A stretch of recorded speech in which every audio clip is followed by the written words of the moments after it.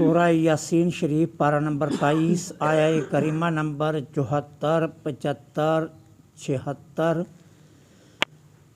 اور 77۔ نحمدہ ونصلی ونسلم علی رسولہ الکریم، اما بعد فاعوذ باللہ من الشیطان الرجیم، بسم اللہ الرحمن الرحیم۔ واتخذوا من دون اللہ آلہۃ لعلہم ینصرون لا یستطیعون نصرہم وہم لہم جند محضرون فلا يحزنك قولهم انا نعلم ما يسرون وما يعلنون اولم ير الانسان انا خلقناه من نطفة فاذا هو خصيم مبين۔ صدق اللہ العظیم۔ واتخذوا، اور بنا لیا انہوں نے، من دون اللہ، اللہ کے سوا، آلہتاً، معبود، لعلہم ینصرون، اس امید پر کہ وہ ان کی مدد کریں گے یا ان کی مدد کی جائے گی۔ لا یستطیعون، نہیں وہ طاقت رکھتے، نصرہم، ان کی مدد کی، وہم، اور وہ، لہم، ان کے لیے، جند محضرون، ایک حاضر تیار لشکر ہیں۔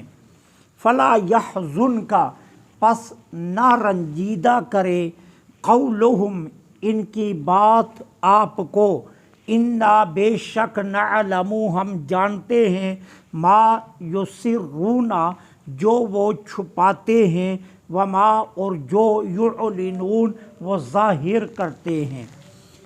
اوا، کیا لم نہیں، یرا، دیکھتا، انسان، انا خلقناہ، کہ بے شک ہم نے اس کو پیدا کیا، من نطفۃ، ایک بوند سے، فاذا ہوا، پھر وہی، خصیم مبین، ہم ہی کے ساتھ جھگڑنے لگا۔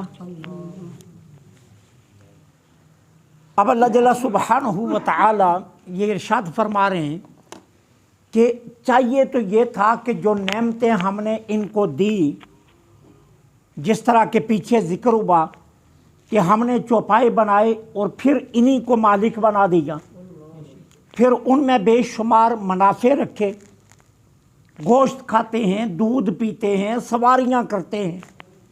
اب ان نعمتوں پر ان کو چاہیے تھا کہ یہ شکر ادا کرتے، لیکن یہ دیکھو یہ کتنے بدبخت ہیں، شکر کرنے کے بجائے ہمارے مقابلے میں معبود لا کھڑے کیے،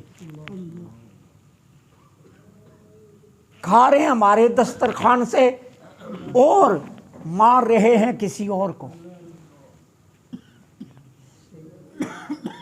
ان کا حال دیکھو، اس انسان نہ شکرے کا حال دیکھو کہ شکر کرنے کے بجائے الٹا ہمارے مقابلے میں معبود بنا لیے۔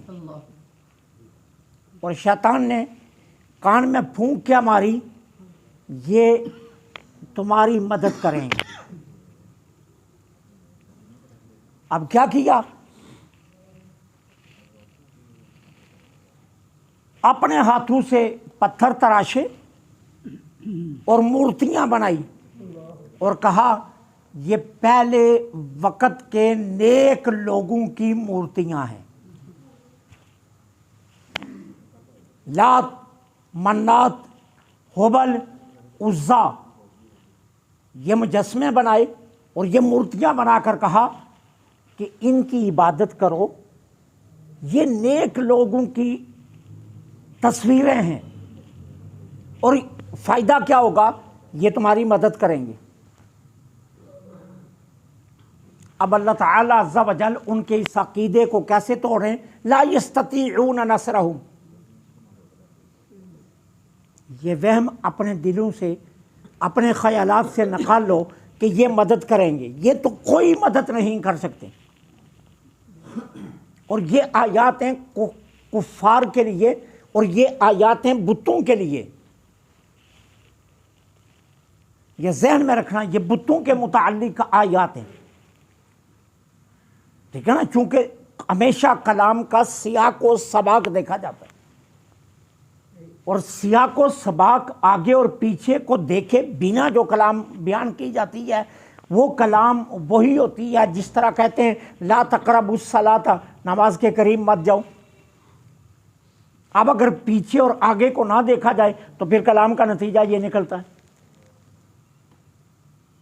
ٹھیک ہے۔ پھر جو سیاق و سباق کو نہیں دیکھتے پھر وہ کہتے ہیں اللہ کہتا ہے شراب میں نقصان ہے لیکن نفع بھی ہے،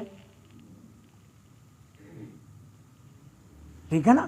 تو پھر وہ سیاق و سباق کو دیکھے بنا جو کلام کی جاتی ہے اس کلام کا پھر حال یہ ہوتا ہے۔ تو یہ آیات ہیں کفار کے متعلق اور بتوں کے متعلق، اور ان آیات کو اللہ تعالی عز و جل کے نیک بندوں پر، انبیاء پر، اولیاء عظام پر چسپاں کرنا یہ اتنی بڑی بددیانتی ہے اور اتنی بڑی خیانت ہے کہ جس کا تصور بھی نہیں کیا جا سکتا۔ یہ صرف وہی شخص کر سکتا ہے کہ جس کے دل میں انبیاء اور اولیاء کاملین کا بغض موجود ہوتا ہے، اس کے علاوہ دوسرا نہیں کر سکتا۔ تو لا یستطیعون نصرہم، یہ کوئی طاقت نہیں رکھتے مدد کی، کیوں؟ دیکھتے نہیں ہو وَهُمْ لَهُمْ جُنْدٌ مُحْضَرُونَ، یہ تو خود اپنی نکمی اور جھوٹی خدائی قائم رکھنے کے لیے تمہارے محتاج ہیں۔ اب ان کی محتاجی کا حال تو دیکھو، تم نے انہیں تراشا ہے، اگر تم نہ تراشتے تو ان کا نام و نشان نہیں ہونا تھا، ٹھیک ہے نا۔ پھر اب ہے کیا، جب کبھی کوئی حق پرست ان کو جھوٹا کہنے کے لیے آتا ہے تو تم اس کے سامنے مقابلے کے لیے کھڑے ہو جاتے ہو ان جھوٹوں کا بچانے کے لیے۔ اور نمبر 3، تمہیں نے بنائے، تمہیں نے سجائے، تمہیں نے رکھے، اور تمہیں ہی ڈنڈورا پھرتے پھرتے ہو کہ یہ معبود ہیں، تو یہ تو تمہارے محتاج ہوئے، یہ تو اپنی خدائی کا اعلان کرنے کے قابل بھی نہیں ہے۔ اور سچا خدا کون ہے کہ جس کی گواہی کائنات کا ذرہ ذرہ دے، کوئی مانے یا نہ مانے، کوئی تسلیم کرے یا نہ کرے، کوئی اس کے سامنے سر جھکائے یا نہ جھکائے، کوئی اس کی جانب سے کھڑا ہو یا نہ ہو، لیکن پھر بھی وہ خدا ہے، کائنات کا ذرہ ذرہ اس کی خدائی کی گواہی دے۔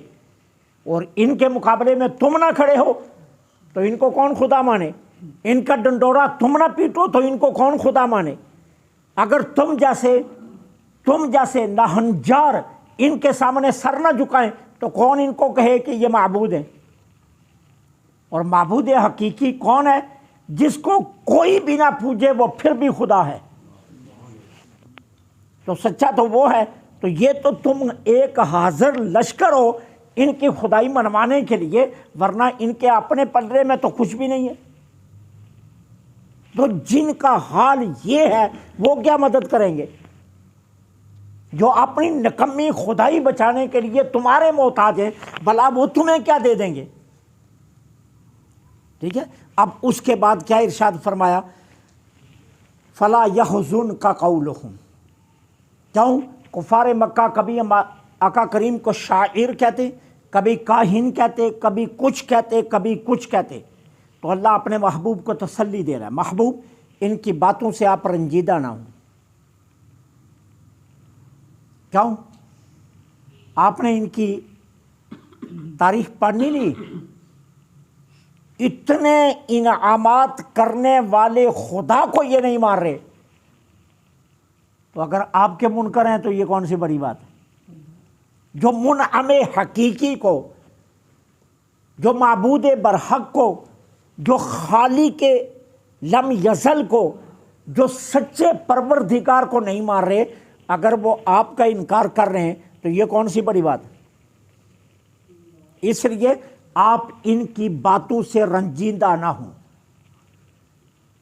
انا نعلم ما یسرون، یہ جو کچھ چھپا رہے ہیں، وما یعلنون، اور جو حرکات آپ کے خلاف، اسلام کے خلاف اعلانیہ کر رہے ہیں، یا دل میں جو بغض پال رہے ہیں، یا دل میں جو منافقتیں چھپا کر رکھے ہوئے ہیں، یہ ان کی اپنی نگاہ میں چھپی ہوئی ہیں، اللہ سب کو جان رہا ہے، اور وہ ایک ایک بات کی سزا دے گا ان کو۔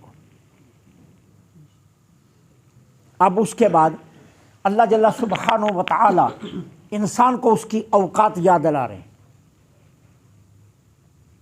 کہ اگر انسان اپنی خلقت کی حقیقت پر نظر رکھے تو یہ کبھی بھی متکبر اور سرکش نہیں ہو سکتا، کبھی بھی سرکش نہیں ہو سکتا، اور کبھی بھی متکبر نہیں ہو سکتا۔ کہا انسان کیا تو دیکھتا نہیں ہے، ہم نے تجھے پانی کی ایک بوند سے پیدا کیا،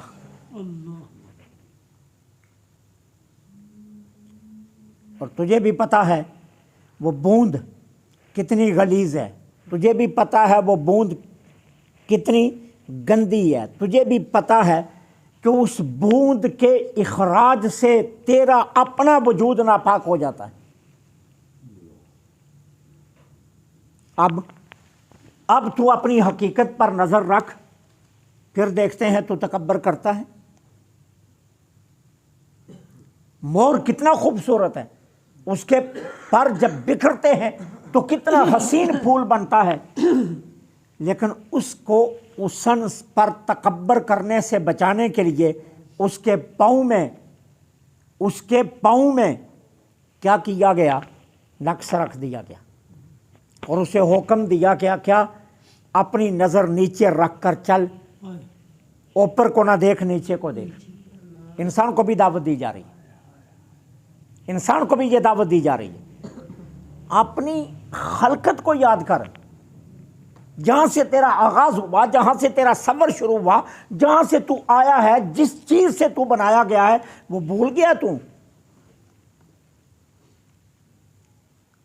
سرکشی کر رہا ہے، تکبر کر رہا ہے، تجھے اپنی اوقات یاد نہیں کہ تیری اوقات کیا ہے؟ پانی کا ایک قطرہ، یہ کل تیری اوقات ہے۔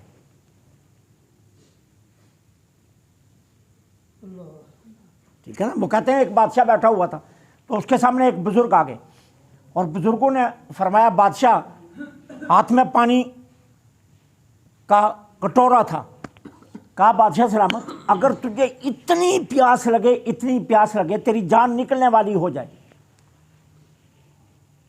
اور کوئی بندہ تیرے سامنے پانی لائے اور کہے کہ بادشاہ یہ پانی اس شرط پر ملے گا کہ آدھی سلطنت مجھے دے دو، تو بتاؤ تمہارا کیا فیصلہ ہوگا؟ تو بادشاہ نے کہا دے دوں گا۔ اچھا، کہا کہ اگر پانی تجھے مل جائے اور پیاس کی شدت کی وجہ سے تو تیزی کے ساتھ پانی پینے لگے اور گھونٹ تیرے حلق میں پھنس جائے اور وہ نیچے نہ جا رہا ہو، ٹھیک ہے، اور تجھے ایک اور گھونٹ کی ضرورت ہو اس کو نیچے کرنے کے لیے، تو وہ تجھ سے شرط رکھے کہ باقی آدھی سلطنت دے تو دوسرا گھونٹ ملے گا، تو کیا کرے گا؟ تو کہا میں وہ بھی دے دوں گا۔ تو کہا پھر 2 گھونٹوں پر اتنا اترا رہا ہے، تیری ساری سلطنت پانی کے 2 گھونٹ اور ان پر اتنا اترا رہا ہے، ان پر اتنا تکبر کر رہا ہے، اس پر اتنا تجھے غرور ہے۔ تو انسان کو بھی اس کی اوقات دلائی جا رہی کہ کیا انسان تو دیکھتا نہیں ہے، ہم نے تجھ کو پانی کی ایک بوند سے پیدا کیا، اب ہم اس بوند کی کیفیت بیان نہیں کرتے، وہ خود سوچ وہ بوند کیا ہے۔ یہ تیری اوقات ہے۔ پھر آج اگر کسی کو انسان کو کہا جائے اوئے گندے، تو وہ آپ کو گریبان سے پکڑے گا، تیری جرت مجھے گندا کہنے والے، تو اسے صرف اتنا کہہ دو جہاں سے آیا ہے سوچ کہاں سے آیا ہے،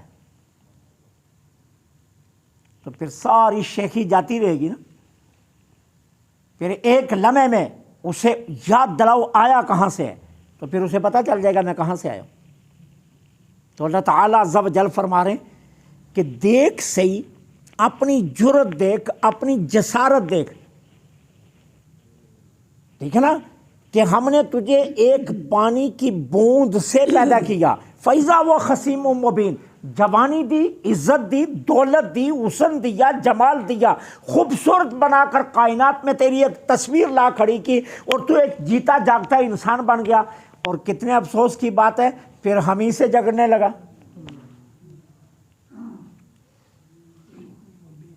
پھر ہم ہی سے جگڑنے لگا۔ تو تجھے اپنی اوقات یاد نہیں ہے؟ وہ کہتے ہیں نا وہ پدی کا بچہ تھا نا،